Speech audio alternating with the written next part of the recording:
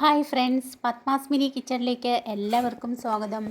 ഇന്ന് വ്യത്യസ്തമായ ചെറുനാരങ്ങ അച്ചാറിൻ്റെ റെസിപ്പിയാണ് ഞാൻ കാണിക്കുന്നത്. അധികം ചേരുവകളില്ലാത്ത, വിനാഗിരി ചേർക്കാത്ത, കയ്പില്ലാത്ത ചെറുനാരങ്ങ അച്ചാർ. നമുക്ക് റെസിപ്പി എങ്ങനെയാണെന്ന് നോക്കാം. 30 ചെറുനാരങ്ങ ഞാൻ എടുത്തിട്ടുണ്ട്.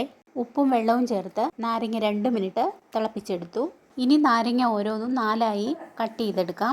കട്ട് ചെയ്തെടുത്ത നാരങ്ങ 3 മണിക്കൂർ നല്ല വെയിലത്ത് വെച്ച് വാട്ടിയെടുക്കുക. 3 മണിക്കൂർ വെയിലത്ത് വെച്ച് വാട്ടിയെടുത്ത നാരങ്ങയാണിത്.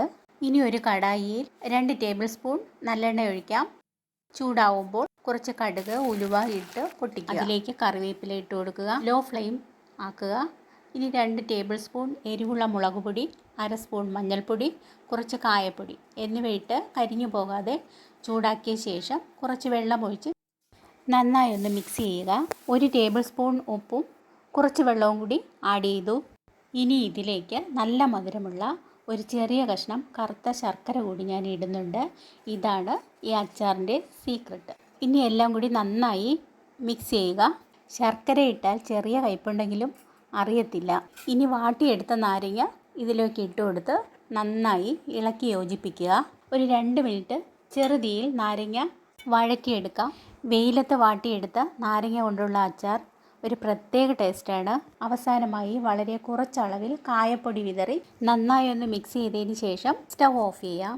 നമ്മുടെ വളരെ ടേസ്റ്റിയായ വ്യത്യസ്തമായ ചെറുനാരങ്ങ അച്ചാർ റെഡി ആയിട്ടുണ്ട്.